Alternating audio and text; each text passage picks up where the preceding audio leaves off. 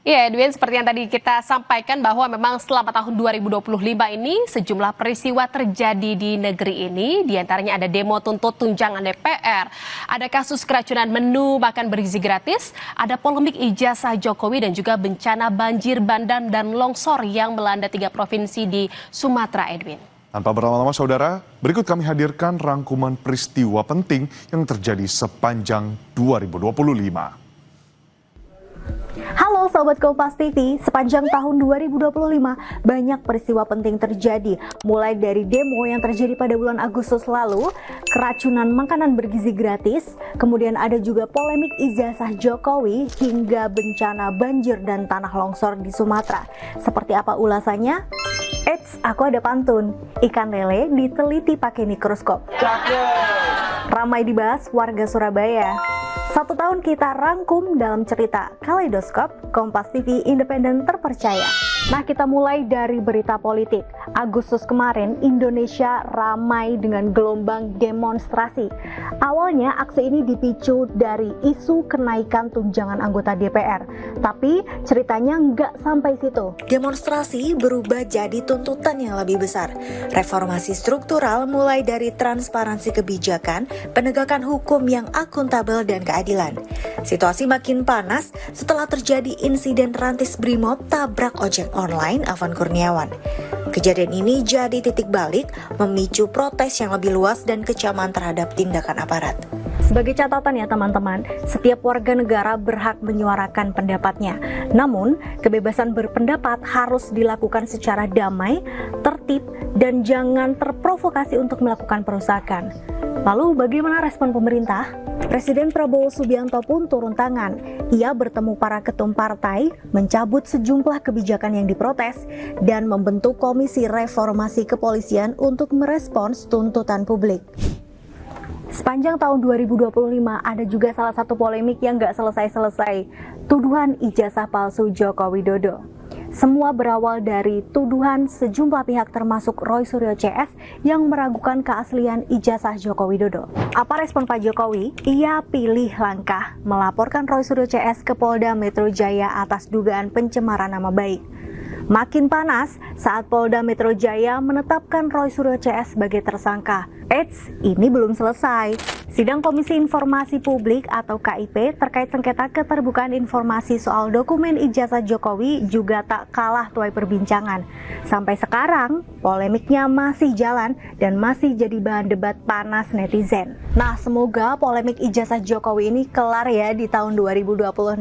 Pak Jokowi juga mengungkapkan akan menunjukkan ijazah aslinya di saat persidangan.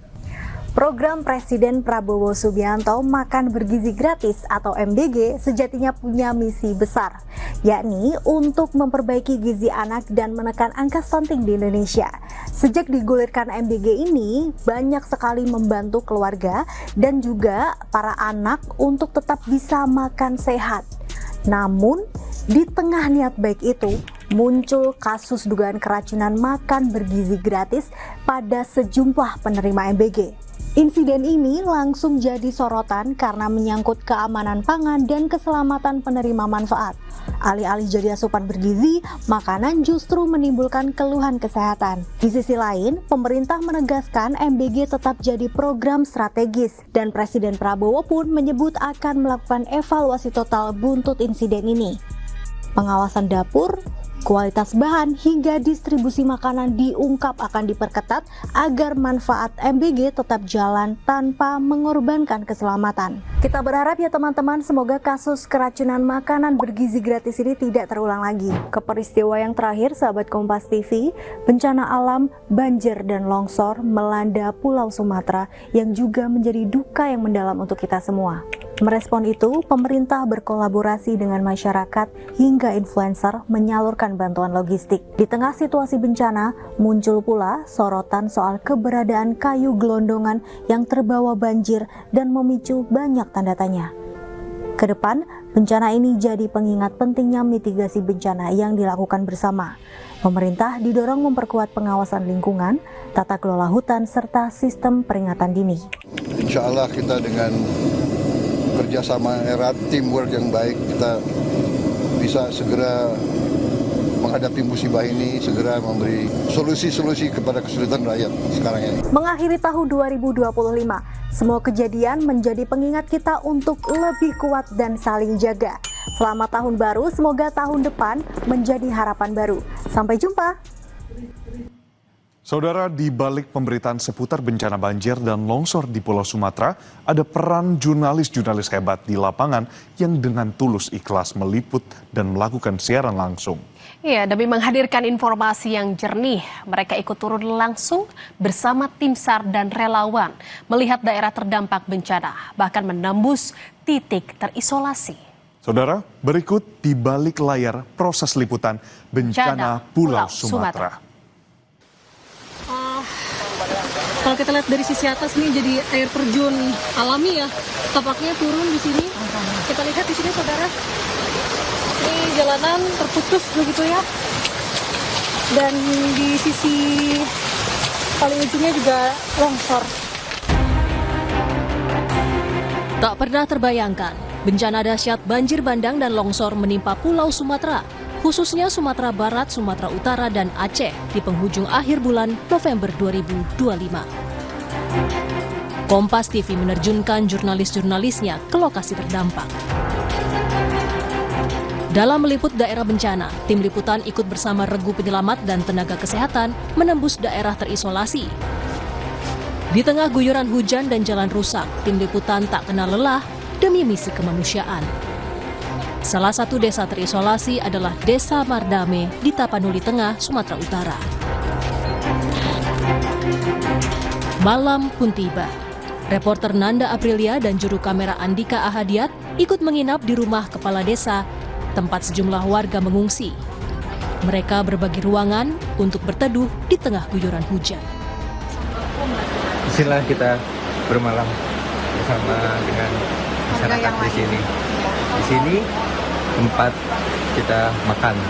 Iya bang lagi makan. Bang, halo. Makan bang. Di depan baru aja hujan. Pagi hari, saatnya tim liputan kembali beraktivitas. Gosok gigi dan cuci muka dengan air bersih adalah kemewahan di daerah bencana.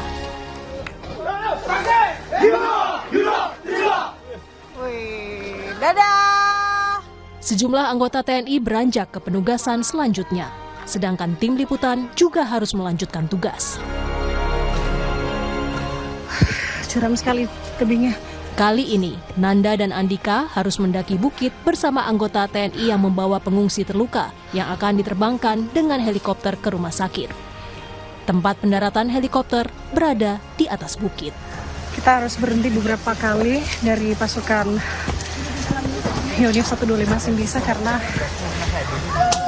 tebingnya curam sekali. Udah nggak tahan sebenarnya. Gimana Pak Dokter? Aman.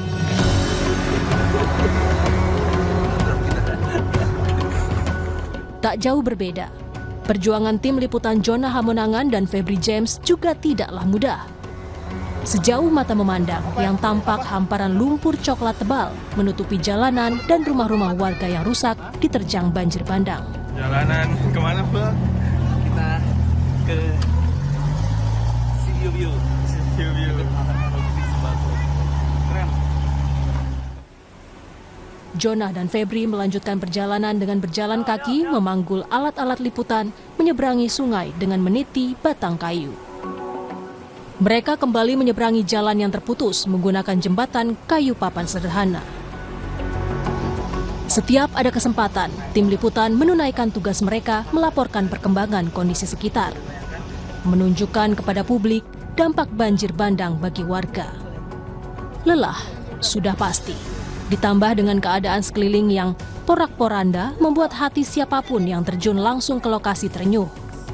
Di tengah keterbatasan, keteguhan hati korban banjir dan semangat mereka pulih dari keterpurukan menggerakkan hati. Guys, Febri lagi terjebak. Tim harus ekstra hati-hati agar tidak terjeblos kembali di dalam lumpur tebal. Kata-kata ini, Mem. Tidak terlihat. Tidak terlihat tapi terlibat. Tak ada upaya yang sia-sia. Setiap detik begitu berharga. Terlebih di daerah terdampak bencana alam. Para korban tak sendiri. Karena ada kami para jurnalis yang ikut merasakan penderitaan untuk saling menguatkan dan berbagi asa.